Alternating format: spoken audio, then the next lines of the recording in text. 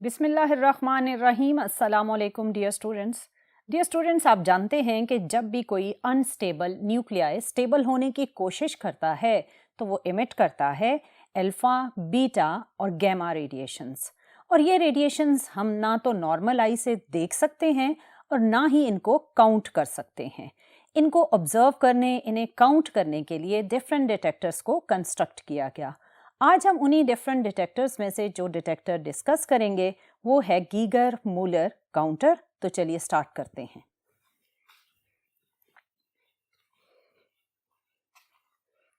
Dear students, जैसा कि मैंने आपको बताया कि हम radiation detector Geiger Muller counter को डिस्कस करेंगे। डियर स्टूडेंट, इसको कंस्ट्रक्ट किया था दो साइंटिस्ट ने जिनके नाम थे गीगर एंड मूलर। इन दोनों की कंबाइंड एफर्ट से जीएम काउंटर, जो कि एब्रीवेशन है गीगर मूलर काउंटर की, इसको कंस्ट्रक्ट किया गया। बेसिकली ये काउंटर एक गैस फिल्ड काउंटर है और जो पैरामीटर्स हम इसके डिटेल में डिस्कस करेंगे वो हैं principle of GM counter, its construction, its working and problem related with working. Dear student, ये टोटल 4 पैरामीटर्स हैं, लेकिन आज के लेक्चर में जो 2 पैरामीटर्स हमने डिस्कस करने हैं वो है principle and construction. Dear student, जैसा कि मैंने आपको बताया कि जीएम काउंटर एक गैस फिल्ड काउंटर है, सो इसका जो प्रिंसिपल है basically it is based on the ionising nature of the radioactive radiations. हमने previous lecture interaction of radioactive radiations with matter में ionising behaviour of alpha, beta and gamma को बड़ी detail में discuss किया था। आपने ये ऑब्जर्व किया था कि जब अल्फा, बीटा या गैमा रेडिएशंस किसी भी मटेरियल मीडियम में एंटर होती हैं तो ये प्रोड्यूस करती हैं आयोनाइजेशन। आपने देखा कि अल्फा, बीटा और गैमा ने आयोनाइजेशन प्रोड्यूस की और जो इंटेंस आयोनाइजेशन थी वो प्रोड्यूस की अल्फा ने और अल्फा से कम आयोनाइजेशन प्रोड्यूस की बीटा ने और बीटा से कम आयोनाइजेशन प्रोड्यूस की गैमा ने।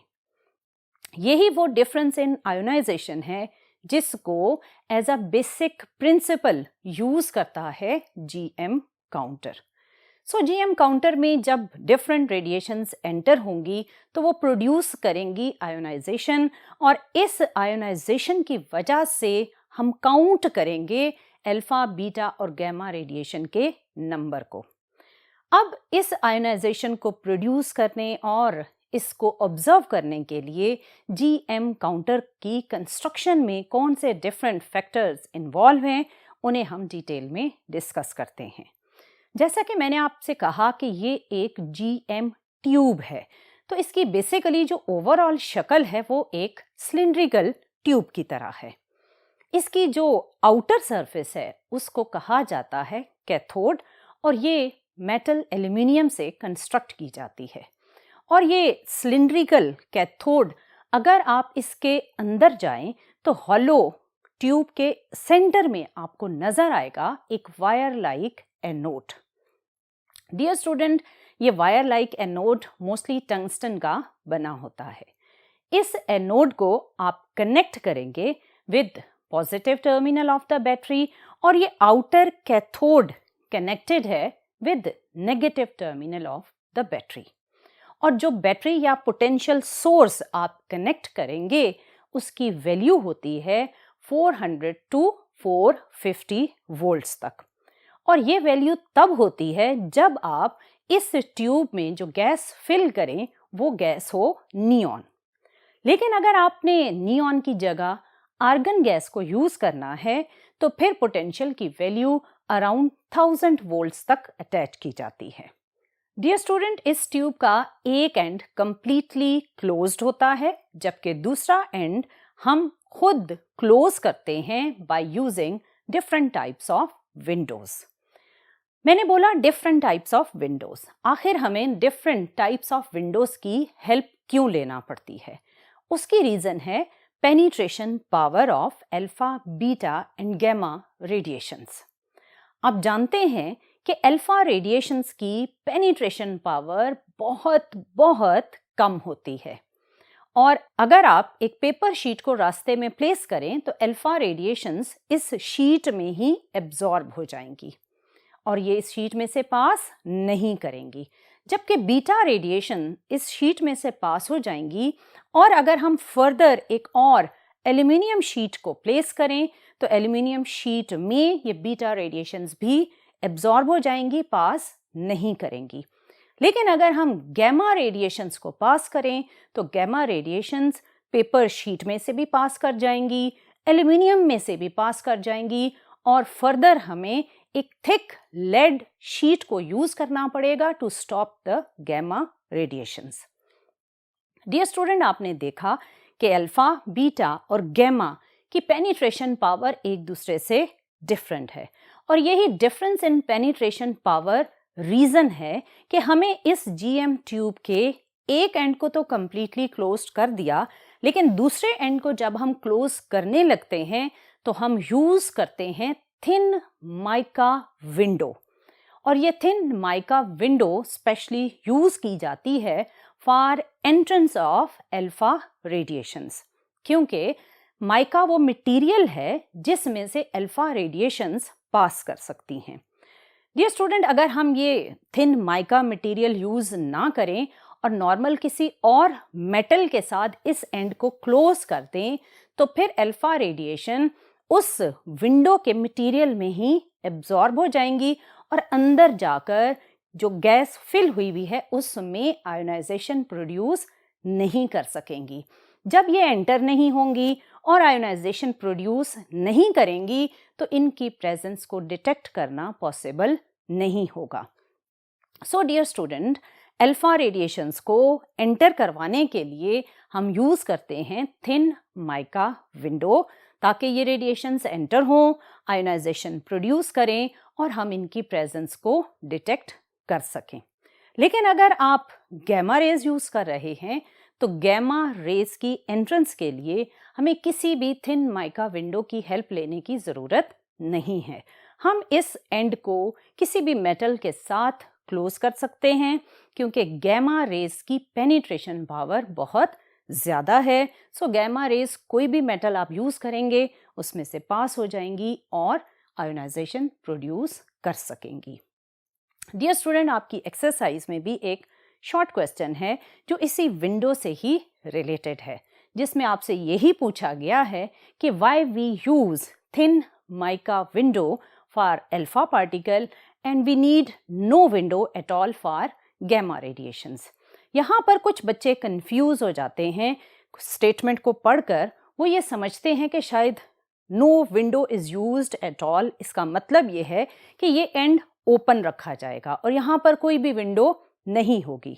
नो डियर स्टूडेंट, इसका मतलब ये नहीं है कि ये एंड ओपन होगा, क्योंकि हमने इसमें गैस फिल करनी है तो गैस को फिल करने के बाद इस एंड को हमने क्लोज भी करना है, क्योंकि अगर हम इसे ओपन छोड़ देंगे तो फिर गैस जो आपने फिल की वो लीक हो जाएगी। So no window at all का मीनिंग ये है कि आपके पास कोई थिन माइका मटेरियल की रिक्वायरमेंट नहीं है for gamma radiations. Alpha radiations के लिए आप थिन माइका विंडो यूज करेंगे, बट गैमा रेज की एंट्रेंस के लिए आपको कोई स्पेसिफिक मेटल की विंडो यूज करने की जरूरत नहीं है।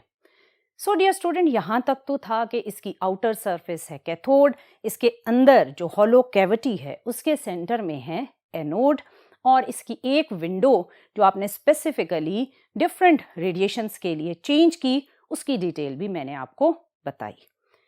अब इस ट्यूब के अंदर डियर स्टूडेंट हम जनरेट करते हैं लो प्रेशर को, और वो लो प्रेशर कितना होता है? वो लो प्रेशर होता है 1/10 ऑफ द एटमॉस्फेरिक प्रेशर, जिसे आप 0.1 ऑफ एटमॉस्फेरिक प्रेशर भी कह सकते हैं। ये लो प्रेशर क्यों जनरेट किया जाता है? बेसिकली ये लो प्रेशर, इसमें जब आयोनाइजेशन प्रोड्यूस होती है तो इलेक्ट्रॉन को एक्सेलरेट करने और काइनेटिक एनर्जी गेन करने में हेल्प प्रोवाइड करता है। और इसके अंदर अगर आप गौर करें तो जो सेंट्रल वायर है वो है एनोड और जो आउटर कवरिंग है वो है कैथोड। सो इसका मतलब कि इसके सेंट्रल वायर पर होगा पॉजिटिव चार्ज और आउटर जो इसकी वॉल्स हैं वहां पर होगा नेगेटिव चार्ज। सो अगर आप यहाँ पर इलेक्ट्रिक फील्ड को ड्रॉ करें तो इलेक्ट्रिक फील्ड कुछ इन डायरेक्शंस में ड्रॉ की जाएगी। ये इलेक्ट्रिक फील्ड और लो प्रेशर इलेक्ट्रॉन्स जो आयोनाइजेशन के प्रोसेस में जनरेट होंगे, उन्हें एक्सेलरेट करने, उन्हें काइनेटिक एनर्जी देने में हेल्प प्रोवाइड करता है। डियर स्टूडेंट, आपने देखा कि आपने जो गीगर मूलर काउंटर, जिसे हम सिंपली जीएम काउंटर कहते हैं, उसका बेसिक प्रिंसिपल क्या है। डियर स्टूडेंट, जीएम काउंटर का basic principle based upon ionisation of alpha, beta and gamma है। और अल्फा, बीटा और गैमा एक दूसरे से आयोनाइजेशन में किस तरह डिफरेंट है वो भी मैंने आपको बताया, और इसकी कंस्ट्रक्शन के मेन कंपोनेंट्स क्या हैं वो भी आपने अभी ऑब्जर्व किए। इसी कंस्ट्रक्शन और इसी प्रिंसिपल को यूज करते हुए हम डिस्कस करेंगे working of GM tube, but ये इंशाल्लाह हम नेक्स्ट लेक्चर में डिस्कस करेंगे। लेकिन डियर स्टूडेंट, नेक्स्ट लेक्चर से पहले आपके माइंड में ये क्लियर होना चाहिए कि आयोनाइजेशन में क्या डिफरेंस है अल्फा, बीटा और गैमा, और इनकी पेनिट्रेशन में क्या डिफरेंसेस हैं। इन कॉन्सेप्ट्स को दिमाग में रखते हुए आप बड़े आराम से वर्किंग ऑफ जीएम ट्यूब को समझ पाएंगे। बट ये सब हम डिस्कस करेंगे नेक्स्ट लेक्चर में। टिल देन, अल्लाह हाफिज।